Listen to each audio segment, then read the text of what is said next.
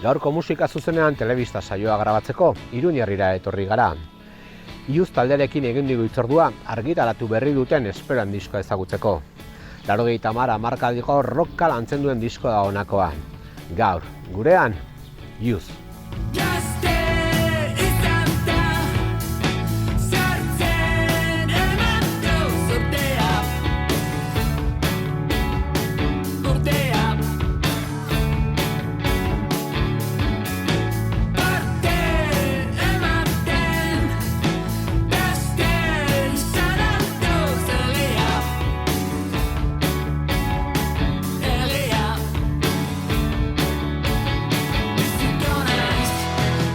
Julen Markelin eta Josu gara, Iruñako 3 lagun. 2021ko amaieran bildu ginen, musika talde hau sortzeko. 2 EP argitaratu egin ditugu, 5 abesti bakoitzako, gero single bat, eta orain atera berri dugun EP luzea, 10 abestikoa.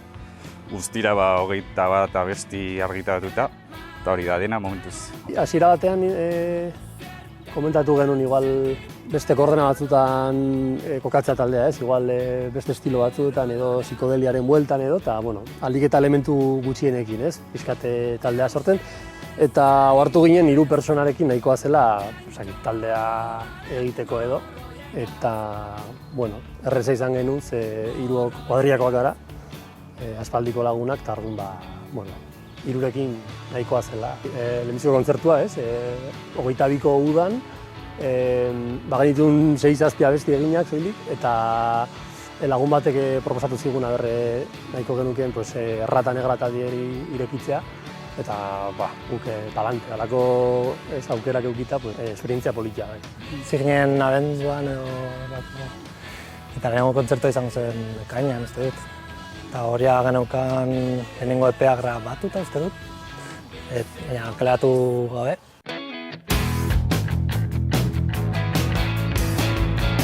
Laurogeita hamargarren hamarkadako rock alternatiboan eta indie giroetan sakontzen du Iuz taldeak.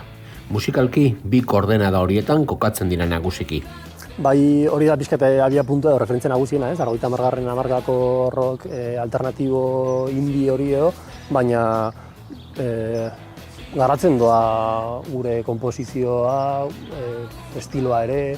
Hasiera batean, bai, Iuzen intentzioa zen pixkat igual, hori psikodelia eta beste ritmo batzuk lantzea, edo progress kraut rocka edo stonerra incluso, bai, halakoren batein nahi genuen ere, baina, bueno, azkenean, nadakoagatik esan genuen, bengo power popa eta ditxo. Kazetari batek esan zuen bezala, de la carencia hay que sacar virtud, edo nola esan zuen. Bai, hori argi genuen, guinongo virtuosak ez garela, eta orduan musika izan beharko zuela alako zea. Smashing Pumpkins, Dinosaur Junior, Teenage Fan Club, Rem, The Cure ere, nola da, alako talde handiak aipatzearren. Bai, funtsean popa eta horren aldaera, modu batean ezten.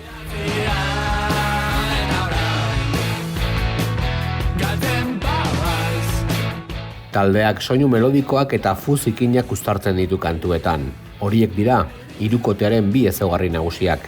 Lehenengo epetan, adibidez, erabaki genuen gu grabatzea gure kontuz eta ez bilatzea soinu kristalino limpio hori eta zikinagoa ezakit estiloarekin ere ondo joaten zelako.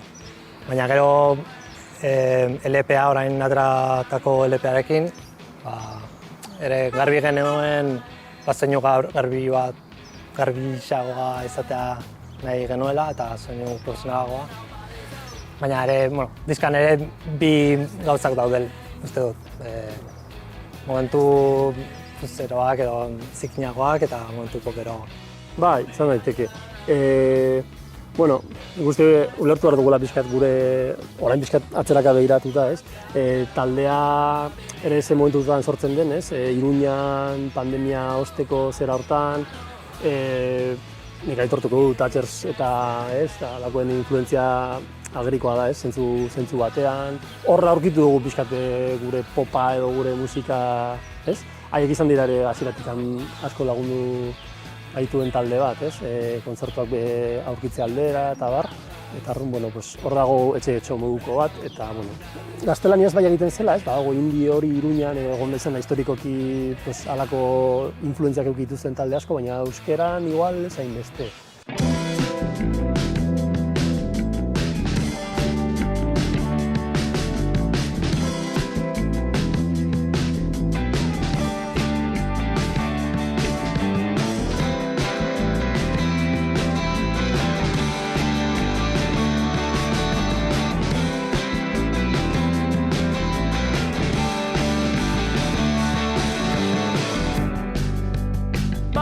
Lagun bat hurbilduta asko maite nauena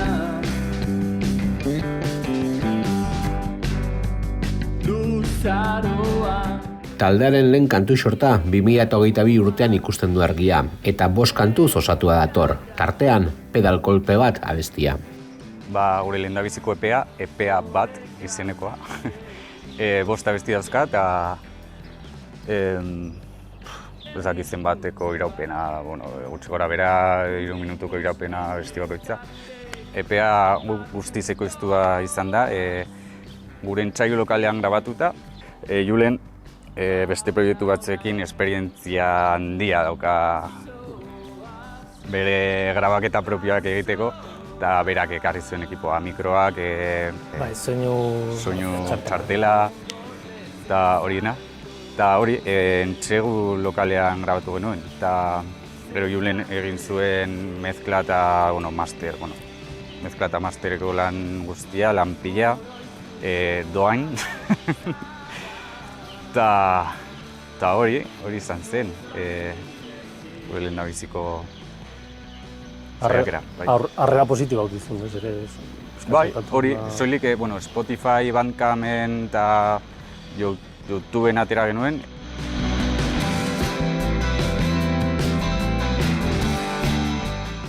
Bigarren EPak ere 5 kantu biltzen ditu. Taldeak argiago zuen egin nahi zuena, eta bide horretan emaitza borobilagoa da. Bigarren EPA grabatzerakoan uste dut konfiantza handiagoarekin joan ginela. Eta esperientzia gure instrumentorekin, eta uste dut, hasieran nahaztu gabe, asko hobeto zela resultatua. Lehenengo EPA grabatu genuenean, geneukan pare bat abesti, ez genituela grabatu bigarren EPera arte. Eta hori, grabatu genuen egin genituen abesti guztiak. Eta hori, estiloa, abestiren bat punkagoa, edo ez batzutan popagoa. Ikusten momentu horretan igual ezagutu nola Timeo edo borlako jendea, eta horrek ere egaka eskapa bestian influentzia hori ez. Grabatzerakoan beti zaitu garela huiotzea lokalean edo kontzertutan egiten dugun berdina, trasladatzera estudiora. Ez ditugu instrumentalizazio gehiegi jartzen amplifikatzeko soinua edo ez beti egin dugu dena oso kontzertuak bezala. Baina uste dut erosoagoa sentitzen garela oraindik abestiak egiten edo soinua lantzen, kontzertuak ematea baino.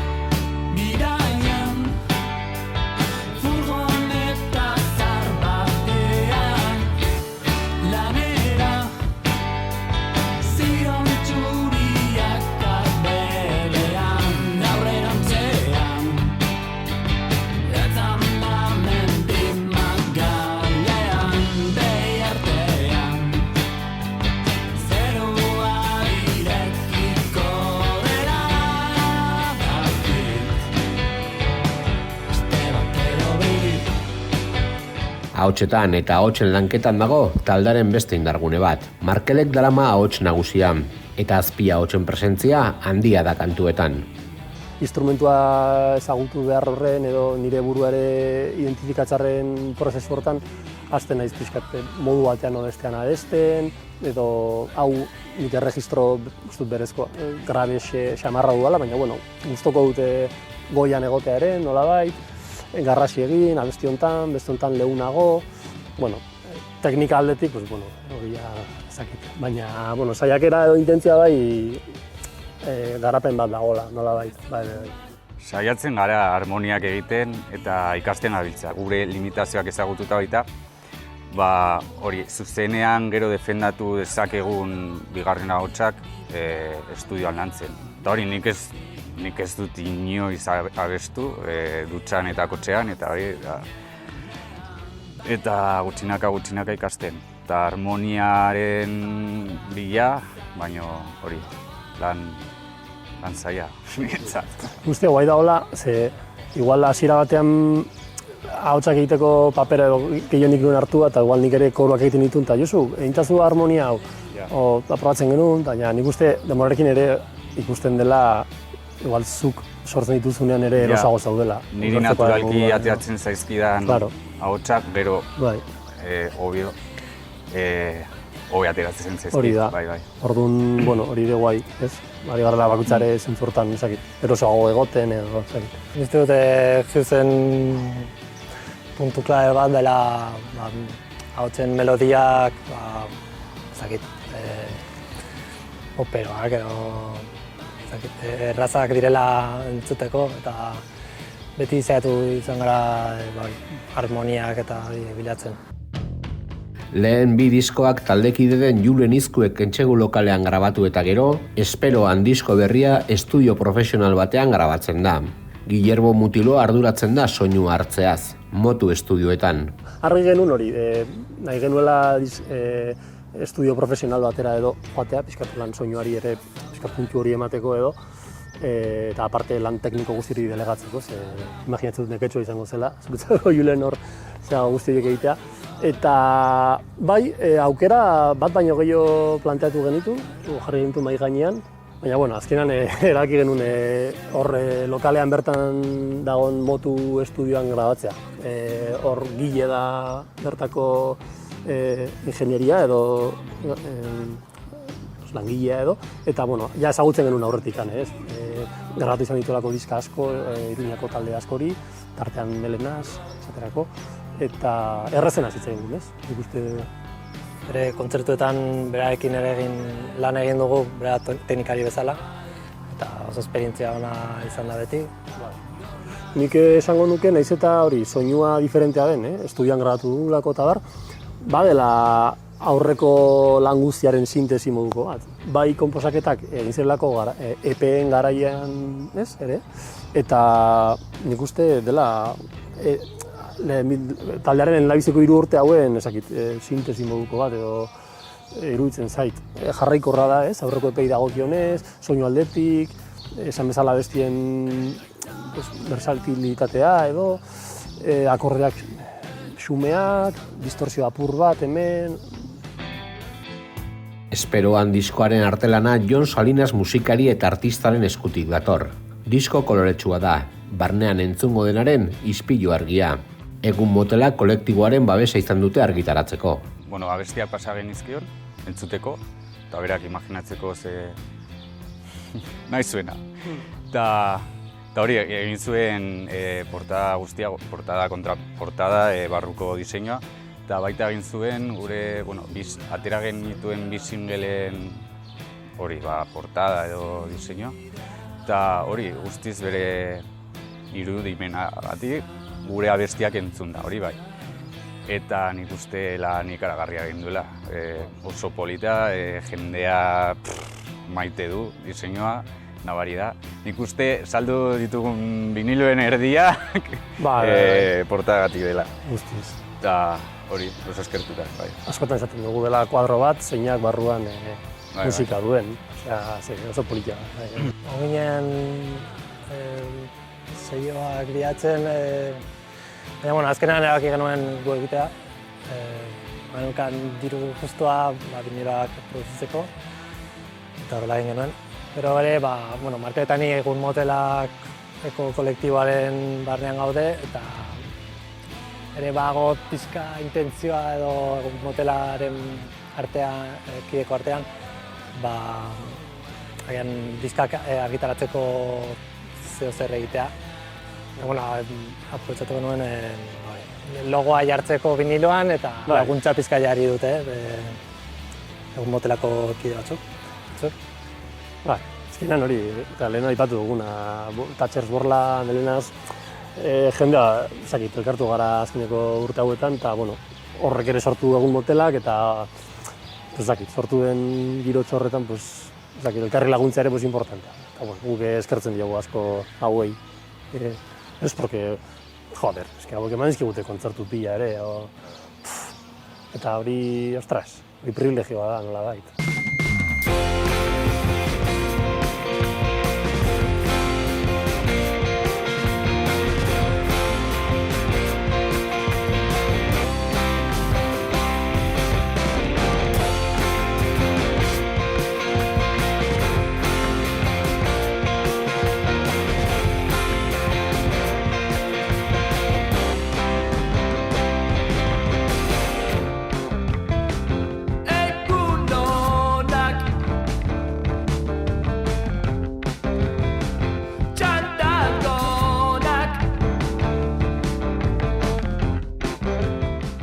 Kantuen hitzetan berriz, unibertso propioa du taldeak.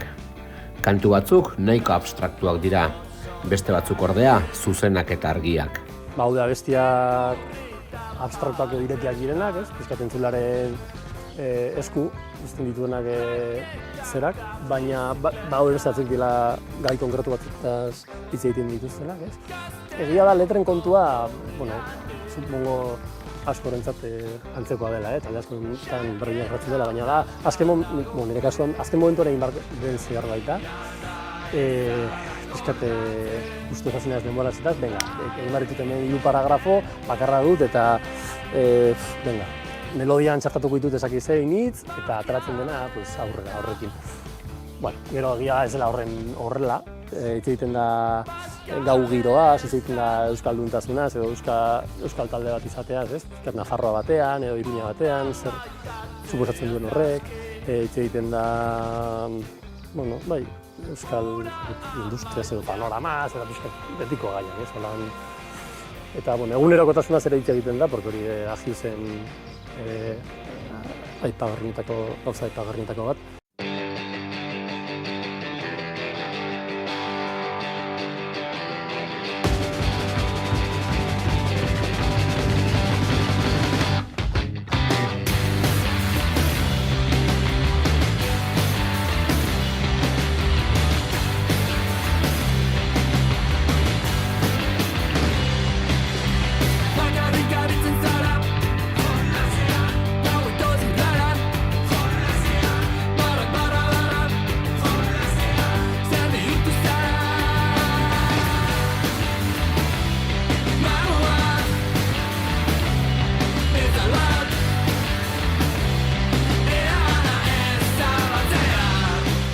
Iruñerriko musika estenan kokatzen da Youth taldea. Kolektiboak badira, taldeak, mugimendua, baina apenas dago jotzeko aukerarik. Iruñerrian zein Euskal Herrian kolektiboi esker egin dute aurrera. Iruñan, kontatu daitezke esku bakarrarekin. Orain eskerrak aitzina eta errak, horre ari dela kohesio lan ikaragarri bat egiten Iruñako estenan edo, soilik bezako kolektiboekin baita ere lazeratu Irun jar, jende pilak albidetzen du espazio hori, gaztetxeen afera ere hor dago, lokalei dagokionez ere, por ejemplo, guk esatzen dugu lokal hontan, Kordobilan, ari dira gero eta talde gehiago horra joaten ere, imaginatzen dut, beste tokietan igual, garestiagoak direlako, edo itxi dituztelako, edo Gauden guztiak ari gara, kontzentratzen toki gutxitan, hortu naiz, Eta gainera urte hauetan ari da, kolektiboen, loraldi honengatik edo beharragatik edo, ari da, mentalidade hori aldatzen edo, eta edozein tokitan dago kolektibo bat edo gaztetxe bat, Euskal Herri mailan behintzat, eta eskertzen da, esaritze hori, ez gara aritu, igual zirkulu igual militanteetan, nolabait esatearren, autogestu, ezakit, eta azkenek urteetan hortan aritu gara gehiago, eta sumatzen da hor beti egon dela hori ez, azkeneko hamarkadetan Euskal Herrian, baina bueno, horren parte izatea ere eta ikustea joer, eta badago gazte pila hortan sartzen, eta ostras, eta zuk ere ematen dizu ez, alduzun menean, eta joder, aurkitzen digute kontzertu bat ezakin duen, baina guk ere, igual egun moteraken gaude menean, pues ere nahi dugu jo talde hau ekarri, edo Gilsekin nahi dugu jo talde honekin ere, eta ez da favore kontu bat, da gehiago, pues hori, ezakit, giro osasuntsu batean musika sustatzearena eta kultura eta... Youth taldearen lehentasuna Entsegu lokalean dago. Bertan gozatzen dute sortzen eta lagun artean musika egiten. Era berean, bidaiatzea maite dute. Errepideak erre, lekuak ezagutuz eta musika zabalduz. Zuk esan duzu, importantena, lokalean ondo pasatzea eta nik uste, gure helburua, kontzertuak egiteko helburua, ez turismoa egitea, baino gustora egotea. Osea, giro honetan mugitzea eta disfrutatzea, bai. Diska atera genuenean, saiatu ginen diska osoa jotzen, eta gero bukatzean agian abesti edo bi beste epeko-etak. Baina orain ja hasi gara egiten erdia eta erdia, diska erdia eta gero beste erdia beste abestiak. Eta 40 minutu ingurutik jotzen ditugu kontzertuan. Gehiago jotzean nirentzat ziren ez da aztertzen hasten da jendearentzat, uste dut. 40 minutu dela, 30, 40. 10-11 abesti, dela. Total. Euskal Herria ezagutzea, da jendea ezagutzea, kolektiboak, partekatzea esperientziak, beharrak, ez? Gero gurera ekarri ere, hori hemen aplikatzeko nola, guk ere hangoei ezakit, hartuko dute Gilsengatik. Bai, halako ambizio profesionalik, karrera egitearen, hortik urruti geundeke ere, baina halako espireziorik ez dugu, eta hori argi dugu taldean. Eta hontaz ere hitz egin zen dugu noizbait, ez? Zenbateraino, zenbaten saio egin, o kontzertuak saiatu ezakizin idazten, lasai. Eta guzti posizio horretan eroso gaudela.